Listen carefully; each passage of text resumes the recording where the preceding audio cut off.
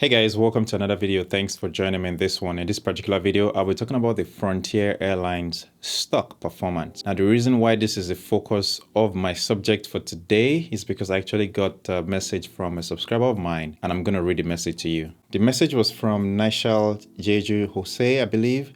And the question was, can you talk about outlook for Frontier stock? Now, I really appreciate that message and that question in particular because, when you guys ask me questions like that, it makes me kind of just dig deeper into the question to find answers for you.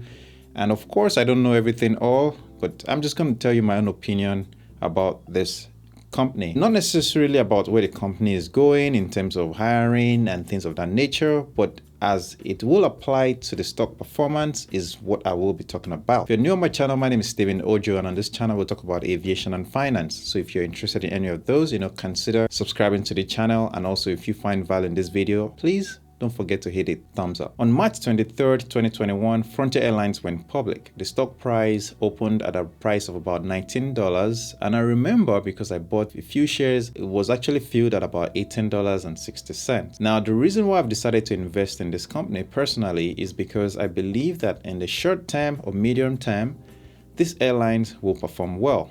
And I'm going to be sharing a few reasons with you. Now, I won't be going into all the details about Frontier Airlines, but one of the things I will mention to you is that Frontier Airlines is considered a low-cost carrier. And in fact, they boast of the cheapest flights possible. All right. So that means if you're looking for the cheapest way to fly, Frontier Airlines almost guarantees that. It works for some people to fly Frontier because assuming they just want to go by themselves without any carry-on bags and luggages, well, they may just be able to fly on Frontier at the cheapest price possible.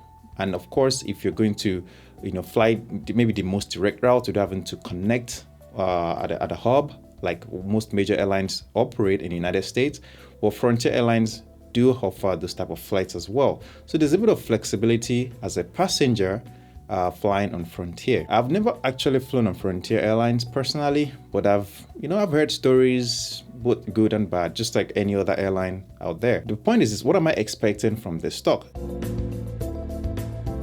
First point is that I believe Frontier Airlines will continue to rise because of their fuel efficient approach when it comes to operating their airplanes. If you think about this, they charge you for most of the things you bring on board. And by you not bringing those bags on board means that the airplane is lighter. And if it's a lighter plane, it means it becomes more fuel efficient.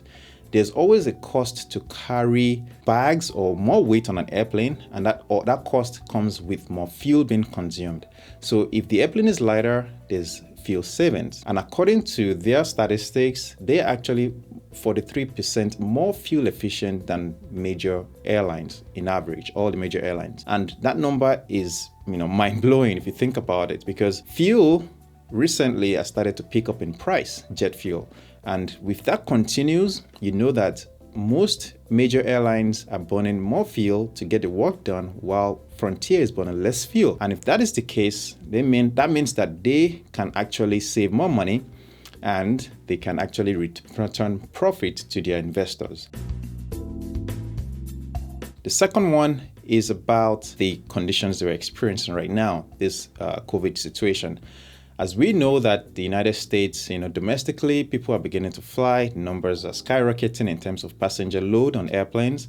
And this is a good thing for, low-cost carriers, especially those that fly with very good networks within the United States. And Frontier Airlines will benefit from this tremendously because people want to travel as cheap as possible. People will always want to go the most direct route instead of having to connect through hubs. Frontier Airlines serves this aspect of considerations that passengers would have to think about. As long as international travel is restricted, which I actually do have a video that I should make about international travel because I recently did one and it's mind-blowing. Like the planes were empty, the airports were empty. I'm talking about major airports in Europe were empty, and that points the light on the low-cost carriers in the United States.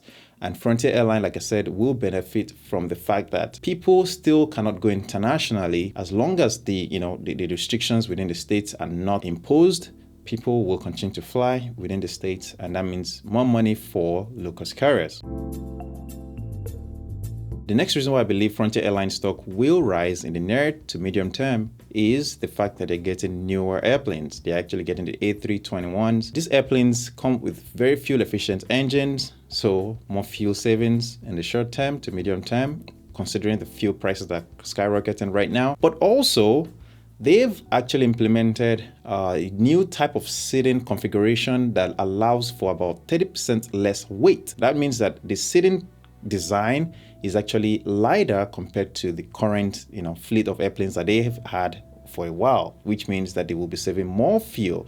So everything goes back to that fuel efficiency over the long haul. Now, the current stock price of Frontier Airlines sits at $20.97. At the price that I got in at $18.61, and I've actually gone up by about 12.65% on the stock. So now what I know is that with the plans that Frontier Airlines do have right now, mind you, they are planning to get about 160 new airplanes between now and 2027, changing of older airplanes and basically replacing them with newer ones, which means, overall, there's less maintenance cost, there's less overhead, there's less delays, there's less fuel is used to get a job done. I have to mention something. There's no information about these airlines yet because they just went public. Of course, there may be rumors about how much profit they made last year or 2 years ago, but there's no data on their investor relations website right now. I am looking forward to their quarterly report, and that's when we can really see what the numbers are saying. But for now, that is just my own opinion about this, and I hope that this makes sense to you. If you have any thoughts or any additions to what I've said, consider leaving in the comment section below. And again, if you have any question like Jose just asked me, please feel free to ask.